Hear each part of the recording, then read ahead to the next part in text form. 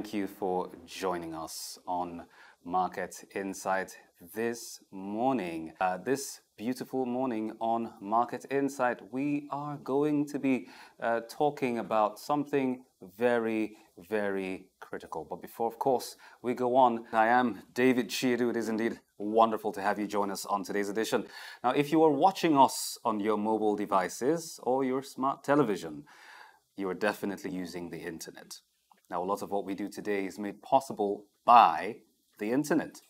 Ladies and gentlemen, from business to industry, governments to not-for-profit organizations and the likes, the internet essentially has simplified business and sundry processes such as organizing, sorting, summarizing, coding, editing, customized and generic report generation, all in a real-time processing mode. However, it has also brought about some unintended consequences, such as criminal activities, including wire and card frauds, identity theft, you name it, and has become a blossoming haven for miscreants to perpetrate their insidious acts, giving rise, therefore, to the evolution of a new type of war, cybercrime. Now, this has caused destruction of epic proportions across the board.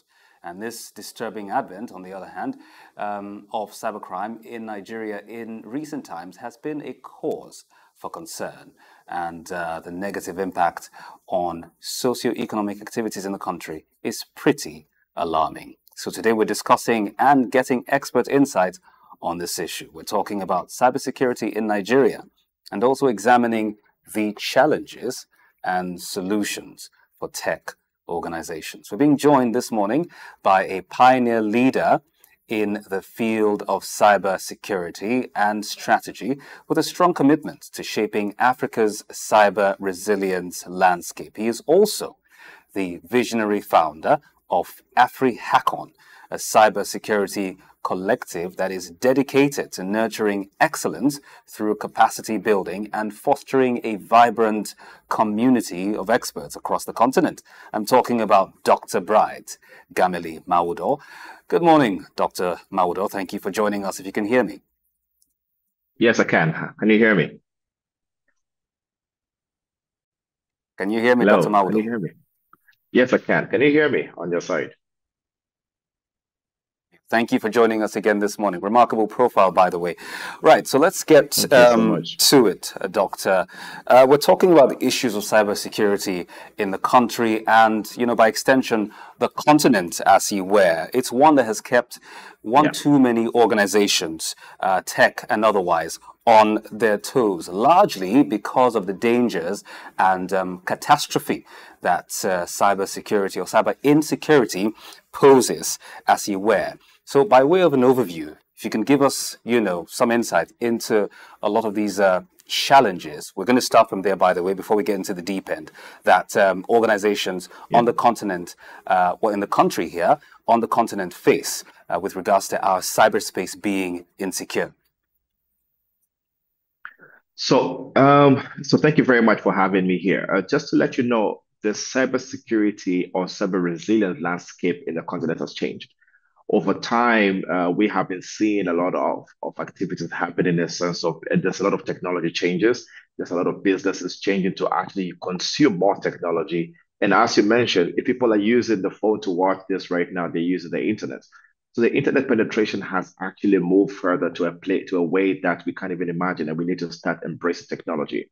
Currently, cyber criminals are also taking advantage of this to be able to actually see how can they be able to actually make money of people using technology? How can they take advantage of people who are a little bit, quote unquote, ignorant about certain things? How can they take advantage of people who are not aware of the cybersecurity risks that are actually out there? They want to be able to actually take advantage of cloud systems, IoT devices that are coming out right now, people who use simple emails to be able to actually do their everyday work.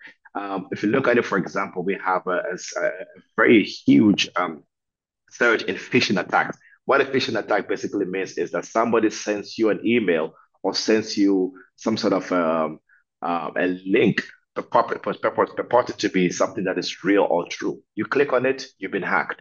They send you details such as a message from on social media like Instagram saying if you click on this, you're going to win X amount of money. The latest one that I've been seeing right now is, which is happening in a lot of countries, is people telling you we can help you trade cryptocurrency. So when they tell you we can help you trade, by the time you get into a WhatsApp group, by the time they send money via fiat currency to put into crypto, next thing you know, after a few months, all your cash is gone. Those are some of the things that we've seen happening, and businesses as well are getting really affected by simple things like ransomware. The ransomware is basically locking your machines that they take your files or they steal them and tell you to pay a ransom, or they lock your files and tell you to pay for it. So and you see, companies, organizations are always going to increase their cybersecurity, but their technology entities, and we have to be able to actually address them as we get to move on. Dr. Mawudor, you've spoken about ignorance. You also talked about or mentioned a few schemes and gimmicks being Yeah. employed. We're going to get to those later on. But you have mentioned typically a lot of the categories or forms in which they, occur. May I ask if there are Yes. specific targets, that these cyber criminals, who perpetrate these crimes look out for? Whether it's individuals or organizations. So what do they look out for before they Yeah. perhaps mark the particular entity as a potential target?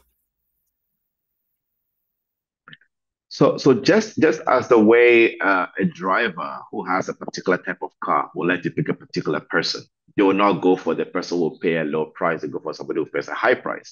It's the same way cyber criminals work. Cyber criminals want to target. They have different categories. There are people who actually just target individuals. There are people who target those who don't understand cryptocurrency, for example. There are people who target organizations. There are some who are actually middlemen to be able to target organizations. I have been seeing that a lot has happened recently, where there are people who actually are being used as a means to infiltrate organizations. In fact, they are insiders who are already in the organization. They've been told, you click on this link, from there, we're able to do the rest. There's somebody who wanted to hack a bank. And sometime he said, hey, can you help me to hack this bank? And I said, well, give me more information. He gave me all the information about the bank. Told me the bank on the second floor of that building, there's nobody who's going to be sitting there.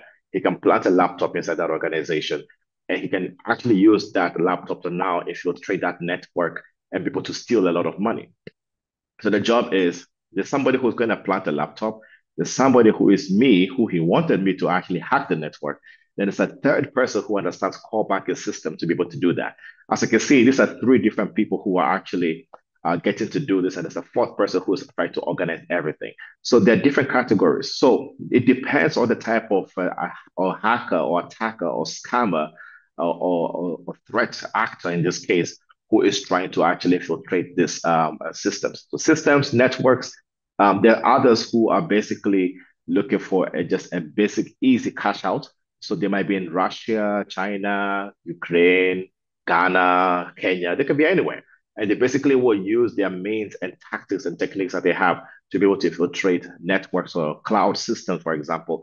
Everybody's moving to the cloud, but people move to the cloud without strategy. So everybody move there thinking they're putting their stuff in the cloud without the right strategy or ways to be able to get in, and then they get compromised. So hackers look for the easiest means to get in.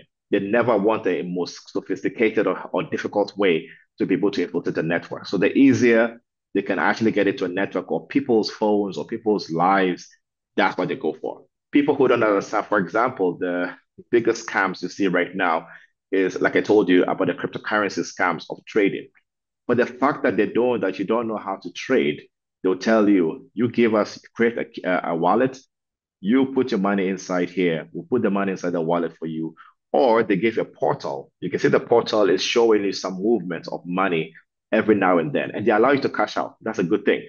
So they do what they call social engineering. It's hacking the human brain, allowing you to be able to take money out when you want to. So if you put in 10,000, 20,000 naira today, and tomorrow you're able to take out 25,000 or 23,000 naira, you're always encouraged to put in more. After 6 months, you've put in maybe 100,000, 10 million naira, for example. you are not able to cash out anymore. That is a long-term game. Some do it very quick, others take time to be able to do that. Intriguing. Now let's harp on that part, where you're talking about a lack of Yeah. education, or as you mentioned much earlier, ignorance. I would speak about this one from the Nigerian context. There's a perception gap, or if you like, a chasm of Yes. cybercrime in the country here, which has brought about the need for increasing public awareness about cyber threats, and also Yes. access to professional training and education therein. So, how can this be achieved in order to reduce the pool of vulnerable individuals whom you've mentioned? You've outlined them quite emphatically. So, how can this happen? To prevent those individuals, the hapless individuals, the unsuspecting or unassuming individuals, and even organizations from falling prey to the schemes of cyber criminals. So let me tell you something. I've done 327 presentations when it comes to awareness. And the same thing that we keep on getting is people don't usually get the practical aspect of things to be able to actually know how to be able to secure themselves. There's one thing telling you you can be hacked. There's another thing showing you that you can be hacked. There's one thing telling you this is the hacking method that people use and giving the statistics, and there's the other part of things actually you seeing it and be able to use the tools that you can be able to actually secure yourselves. So awareness has to go a different way. Awareness has to move from just telling people that cybercrime exists or it can be hacked to the point where you're actually able to see the actual hacking. If we're to have another session in the future, which I believe we do, I can basically take people through exactly how it looks like so that you can see what a phishing page looks like. How does it feel when you click on a link? What does a scammer or a hacker see when they actually click on a link? They can get your location, they can get your laptop details, they're able to pick out details from your phone or your laptop or your browser. Those are the things that we need to do. So there are government bodies who actually are tasked to be able to actually get this done. There are organizations, and every organization there is always the cybersecurity or risk team that can be able to actually get awareness to the people by either conducting simulations or sending out newsletters. I mean, the basics of things before even having multiple sessions to be able to actually educate people on exactly what is the best way to actually spot phishing attacks or hacking attacks or anything that is there for them to be able to see. There has to be illustrations. This is when it comes to marketing Dr. strategies and the Mawudor, like. if I can interrupt your Yes, thoughts just a little bit, you're going to continue in a moment. But you mentioned sure. simulations. How do they appear? How are they carried out? Are you talking about simulating a real time pseudo real time Yeah. hacking Mhm. situation or case or something else? Can you kindly walk us through it to expatiate? Sure. So let me give a typical of a simulation. A simulation is we have human resource departments and organization, and we send out an email that looks like a human resource portal. And we say, hey, we are changing our portal to a different one. And I want you to be able to fill in your details so that we can get access to the new HR portal. So people will automatically believe that is true because the email looks very believable. But you see, the changes could be in the address that is on the URL or something like that. So we let people be able to actually simulate what the real attack will be able to do that. The result of such simulation is to see how many people opened the email, how many clicked on the link, how many submitted data, and actually made it look like it's actually a real email. So should that be a real attack? Would that have gone through? Would they be successful? So those are simulations that we have to create. Others is to create case scenarios where you walk somebody through it, either acting or images or animations, and say, this is John, this is James, this is Chiamaka who says, I have crypto, I have money here, I want to put it here.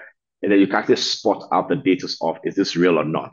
So those are simulations that have to be done quite often to organizations and for people to see when it comes to the mass market as well. Interesting stuff. So you were also walking us through the processes of educating, the general public, simulation being one of them. If you can Yes. continue your thoughts. Yeah, so the other one is basically, like I said, doing animation, doing videos for what people relate to. So every community is different, every organization is different. You need to understand the people you're talking to and how can you be able to actually use ways for them to communicate. It could be skits, it could be animation, it could be thought leadership, it could be workshops. A lot of workshops with government bodies, for example, or thought leaders in organizations to be able to actually become a trainer program, basically. So you train somebody to be able to take that information back. I recently did that with the GIZ in Kenya recently, and we trained about 80 people who want to trade another 80 people. So that you see that becomes a way of being able to cultivate the ripple effect. These are some of the things that have to be done. So it needs a lot of partnerships. It needs a lot of communication. It needs a lot of conversations to be able to actually carry out some of these exercises. More on the factor of partnership in a little bit. However, let's go on a tangent. Let's talk about still talking about it from the Nigerian context. Let's talk about some legislations which we have in place.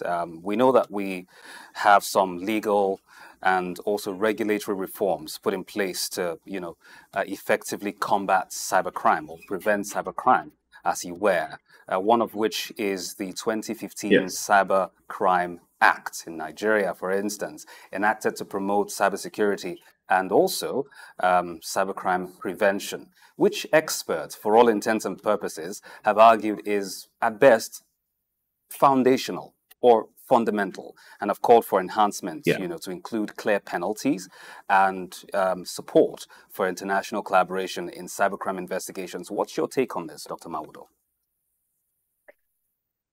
Regulations are supposed to be able to help the country to be able to know how to move forward and be able to actually take care of critical infrastructure and also safeguard the data of citizens or safeguard the data of organizations.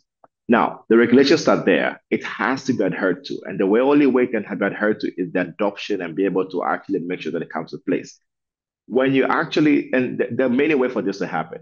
Setting up a national cybersecurity incident response team, which an emergency and a computer incident response team, which Nigeria already has, being able to actually train them to be able to take up some of these cases that come, being able to make it easy for people to report cybercrime or report cases that they have been seeing and see the trend and be able to actually act on them is really important.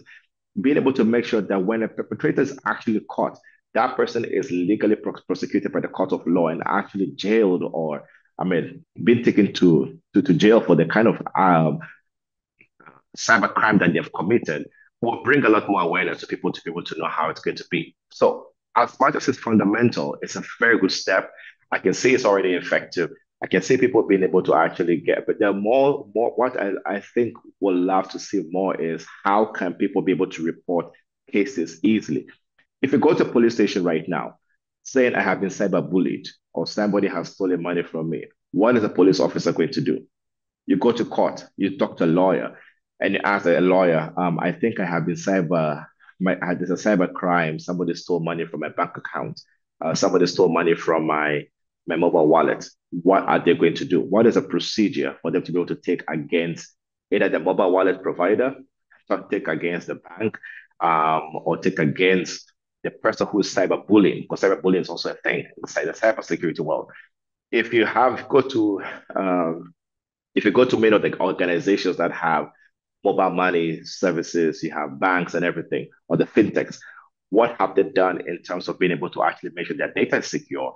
Or they have a cybersecurity personnel who understands the law, understands the processes, understands the investigations, being able to take all of those and be able to produce evidence in the court of law to actually assist people. So it's a multidisciplinary kind of entity that we have to look at. Apart from the government part of things, there's a responsibility also on on the individual companies to be able to make sure that they are safeguarding people, which requires policies, which requires the regulatory part of things, which requires people to be able to understand even those policies they have in the organizations, are they actually working?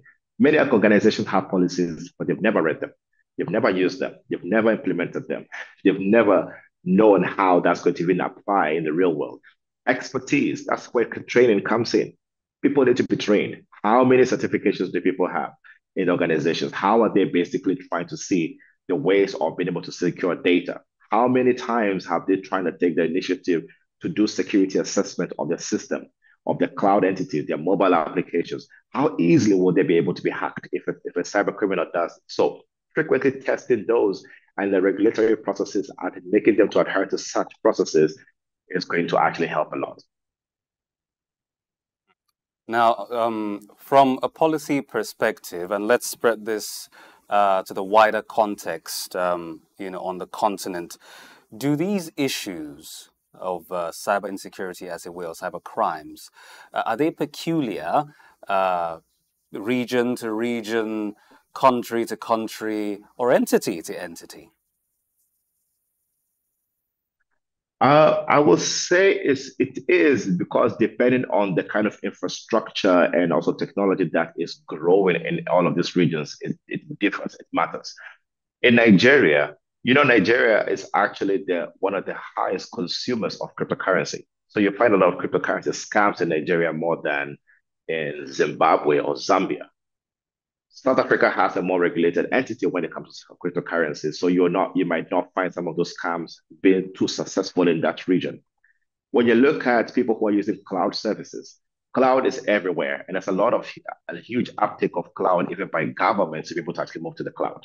So if you look at those, a lot of attacks are going to come to cloud, almost spread out, but not every country has a lot of cloud entities being able to actually be implemented. So every jurisdiction and every entity has a different way of being able to actually uptake that.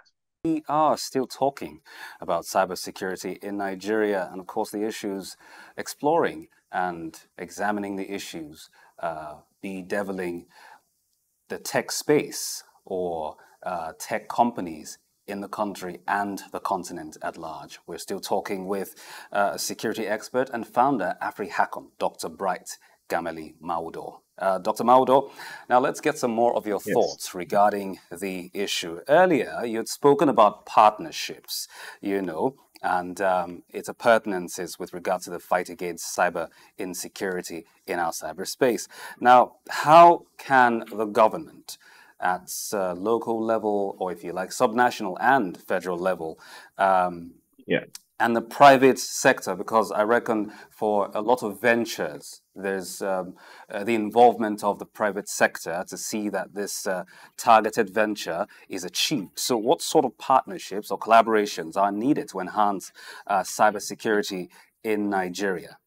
Just piggybacking off of what you mentioned earlier with regards to partnerships.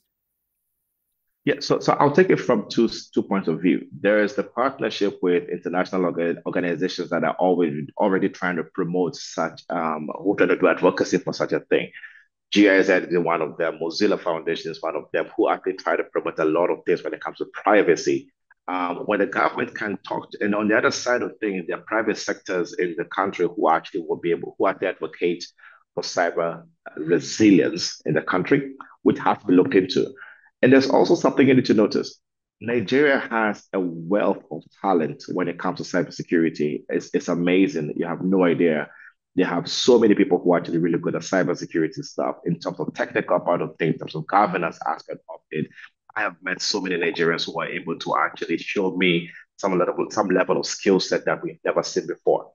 Why can't we tap into such talent from the various high schools, not just universities? Universities are great. High school level, we have such young talent which can be tapped into and nurtured to be able to actually employ or bring them into the government or the private entities. So there is a lot of workshops that need to be done. There's a lot of talent exploration to be able to actually know that these people can actually be absorbed into programs that can guide them or get experts to be able to guide them to be able to actually absorb into organizations that are already existing. So there is that kind of a thing that has to be done. And international organizations, they can collaborate in either funding some of these programs or being able to actually give expertise to be able to actually help some of the young people in this day and age. Or the better part of things, being able to educate the young people and even parents in being able to actually become cyber aware. There is something that has been going on, which is a very interesting topic that we're not discussing a lot in this day and age, which is called sextortion. Sextortion is basically young people not even young people, even adults, having conversations with somebody online. They think that person is real. And when they're actually talking to the person, they get engaged into exchanging how the explicit images or videos. The person that's extortionist on the other end has a recorded video already. So they're not even showing themselves. They play that, they record you, and they tell you to start paying an amount of money every month or every week to be able to actually, and they actually extort you for the rest of your life. That has happened to people who are clergy. It has happened to people who are young people. Young people have actually committed suicide. So there's a lot of awareness that is needed across board, from young people to parents, and there are many bodies who can actually have to come into collaboration with existing government bodies to spread awareness. So it's a cross-border kind of a thing that we need to actually get to do.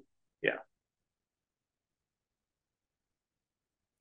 Dr. Mawudor, again, sticking with this train of thought where you have outlined trainings and workshops. I mean, I see a lot of organizations and even individuals Yes. conducting trainings on cybersecurity these days with the aim of empowering people, as you were. But it appears to be that there's still a dearth, a stark dearth of cybersecurity professionals. In fact, they're few and far between, if I may add that. So, what more can be done? Now, this is by way of your own recommendations as an expert.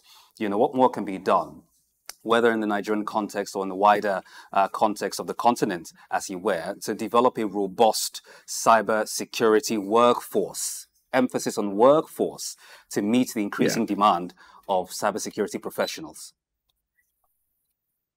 The shortage has to be reduced by getting people to professionally prove themselves that they are actually good at what they do. Being a medical doctor, they tell you to pay, you have a license, your license to be a medical doctor to go to treat patients. I know in the tech world, you might want somebody who has to have certifications to be able to prove that they're working. However, in cybersecurity, for example, there are so many young people I know who don't have the necessary certifications or they are out of school, but they're able to prove on the CVs, for example, that they actually know what they can do.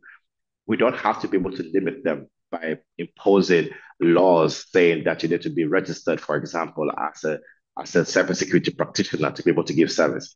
That has been a stopgap in a lot of legislation, that aspect of things in a lot of countries, which is going to make it's going to make our workforce stagnant. We need to be able to actually let people explore, let people into organizations, guide them on how they can be able to actually assist with the kind of skills they have to be able to be applied in organizations or the government, for example. We have to let young people be able to express themselves. They already have access to materials. Back in the day, it was very difficult for you to get access to cyber learning materials, for example. But we can only create that ripple effect where we actually let young people explore themselves. That's something I've been doing at Africa Hackon for a very long time. I like teaching young people, I give them guidance. These are the basics, these are the links to go to, learn and ethically be able to apply this in safe environments. That way, they're being able to absorb into organizations and government without even a certification. And then later now try to study for certifications to be able to actually approve and get accredited from accredited sources to actually show that they're good. So there has to be a lot of work from the government side of things to not limit these young minds in being able to actually bring out the best of cybersecurity that they have in them. Now, oh, by the way, thank you for that. Now, Dr. Maudo, earlier you were talking about, some other forms of it, including sextortion, which you explained Yeah. quite, interestingly. It also, I would reckon, borders on data concerns, which, Yeah. is part of what we're talking about. So how can Nigeria balance cyber security with privacy and data protection concerns, which are rife these days? So privacy, I sometimes say privacy is dead. Why? Because we have way too many data sources that have been able to penetrate into our data details worldwide to be able to fetch information about us. And we have applications that we actually share to actually get our data out there.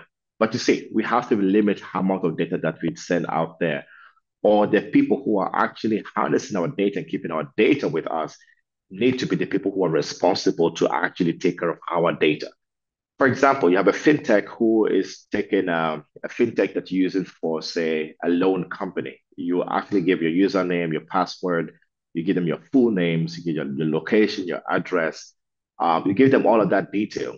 They need to actually have a cybersecurity policy, a cybersecurity team, a cybersecurity strategy to be able to secure your data. Because if tomorrow somebody compromises them, they're able to actually fetch that data and expose it to the world. Right now, if you go to the dark web, which before we used to go to the dark web to look for some of this data that has been exposed, these days you don't have to. You basically go to Telegram, you can see millions of data that has been exposed of people's private identify, identifiable information, which are not supposed to be actually shared out there. So it's a mandate of big organizations that actually are collecting data of people to adhere to the legislative the law to keep data private. The Data Protection Commission has to be able to actually impose fines on some of these entities who don't take data security of their clients very seriously. Otherwise, it will become a business as usual, saying, you give me a username, give me a password, give me your PII, and if I want to use it anyhow I want to, I can use it to be able to target it. You see somehow some loan companies collect your data, they ask for your next of kin and all of everything. And when you don't pay your loan, they're calling them. You did not consent to that. So that has to be very clearly stated in exactly how they handle your data, how they process your data, how they actually how they use your data that they don't actually get to misuse them. So the law has to be very strict on people who actually misuse customer data for them to be able to know actually how painful it is when they actually get to lose somebody's details.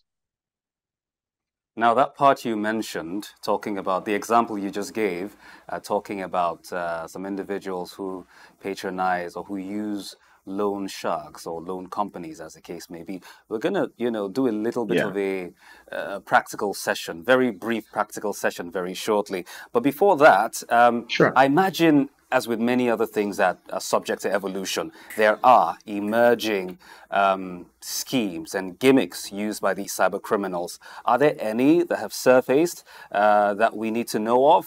Because it's pretty critical. I mean, there's an array, a plethora of a lot of these schemes and gimmicks, which we already know. However, as I just said, the ones we don't know, which are emerging, which very few people have the knowledge of. If you could just, walk us through some of them very briefly. Okay, so I mean, there's quite a lot, as you said, but the very few ones that that actually are showing up a lot is people. There's an ease of people calling you and telling you, "Hey, we found that your SIM card has been registered twice, so we'll have to deregister one of it." It's a name, Bright Gameli Mawudor. Yes, I'm like, yeah, that's definitely. It's your ID number ABCD. Yes. Most probably you wrote that detail at the security book somewhere, or you gave it out to somebody, or they found a way to be able to get that information. Then they tell you, "Are you also Ramesh Patel?" And I'm like, "No, obviously I'm not Ramesh Patel." So when they want to deregister that, they ask you for your details, saying, "We are about to prompt you on your phone, put up your phone on speaker, and be able to actually get a prompt for us. Press one or press two, which will be able, or press your PIN number to be able to actually deregister your your second name on the card." That way, they're able to get your PIN and they're able to actually use that PIN in some of those to drain some of your mobile wallets. There are others where they'll make still some all phone calls that they actually get to you, asking you to be able to give some very private information, your date of birth, your next of kin, your secret, how do you call it, question and answer. They use all of that to be able to actually use as a fraudulently to be able to actually obtain data from your from to actually make it, they want to use that as a way to do a SIM swap. So they basically deregister you from your SIM card, or they tell you to put your phone off. By the time you put your phone off, they get a new SIM card. Somehow they get that SIM card registered from another source, be able to actually log in as you, and then wipe out your entire how do you call it? They wipe your entire mobile money database. The last one, but not the least, which is now becoming a very big problem. And every day I do blockchain intelligence and cryptocurrency intelligence sometimes as well, is the cryptocurrency scams. Some of them are not even cryptocurrency scams. They're basically people just try to put you in ways. So how they do that is they send you a WhatsApp link, tell you to join a group, tell you we can actually help you trade X amount of money in a day. You join that WhatsApp group, you basically try to put an amount of money in fiat currency in Naira, and they tell you you can actually trade X amount of money. They're always good at showing you dashboards and videos or Zoom link for you to see how much data or data centers are able to mine cryptocurrency for you, and they're not taking you through it. You have to read, people need to understand, they have to read bits about cryptocurrency trading and be able to do it themselves. You cannot rely on people to actually give them your keys or send money to them to be able to actually trade for you. If you're doing that, there's a very high chance you're going to lose a lot of money, and we need to be cognizant of that. All right, very, very interesting. Listen, I had just said that we were going to do a little practical session, a very short one, but apparently you got there ahead of me because I was going to, just ask you to walk us through very, very practical ways, if you like, to prevent cyber crimes or cyber criminals rather from getting at us, as you were. Perhaps at another time, as you said earlier, and rightly so, the conversation is very dilated and we'll probably have you on another time. But on a final note, and also on a lighter note, and I say lighter because essentially for all intents and purposes we will be speaking hypothetically right now. So Dr. Mawudor, based on current trends and factors, what do you think would be the long-term prognosis, and I say long-term, maybe 5, 10 years, 15, 20 perhaps, of some of the mitigating measures or mitigation measures put in place by the government of the day, across the board, by the way, or policies at the moment. What do you see? How do you see it panning out over the space of time I just mentioned? So we need to go back to the basics. And when I say basics, let's go back to the drawing board and reassess exactly where have we been 5 years ago when it comes to cybersecurity or cyber resilience, because they're two different things. And also where are we right now and what do we want to look at? So there's a past, the present, and the future. So that we understand that we need to actually still go back and re-strategize about the components of what it takes to become a cyber resilient country as a whole. There's a translation of technology into benefits of entire organizations or into entire government. We need to take that into consideration. The law, the legal part of things, needs public participation to be able to actually get views from the public as well, to be able to understand where are we when it comes to the law part, the regulatory part aspect of things, and also the legal part aspect of it, that we can actually enhance data security and be able to actually know how to be able to push it forward. So there's a lot of conversations that needs, but a reassessment of the past 5 years and actually what is happening right now will be the best way to be able to develop the next 5 or 10 years to come. Thank you very much, Dr. Bright Gameli Mawudor, for joining us on the program this morning, Market Insight. We do indeed appreciate your insight and your expertise on the matter. Of course, as I said, hopefully we'll have you another time to talk more on these issues. Many thanks again for joining us, Doctor. Thank you so much for having me. Dr. Mawudor is a cyber security expert and strategist, as well as the founder, Afri Hackon, a cybersecurity collective that is dedicated to nurturing excellence through capacity building and fostering a vibrant community of experts across the continent. That's it on Market Insight this morning. But just for closure, as has been emphasized, Nigeria's potential for rapid growth in its technology landscape can be harnessed by addressing the menace of cybercrime. And also citizens must, make concerted efforts to be on alert to the dangers of cybercrime and support the government as they try to rid society of these cyber criminals, thereby saving the business landscape and the economy as you were. Before we go, finally, Let's take a look at the exchange rates on the official and the parallel market alike. The US dollar on the official market is trading at 1,500 naira to the parallel market, which sees it trading at 1,618 naira. The pound sterling on the official market is selling at 1,997 naira, and conversely, on the parallel market, 2,108 naira. On the official market, the euro is trading at 1,664 naira, and conversely, on the parallel market, 1,770 naira. So I reckon there you'd have your solutions, if you like, to navigate the currency market should you choose to.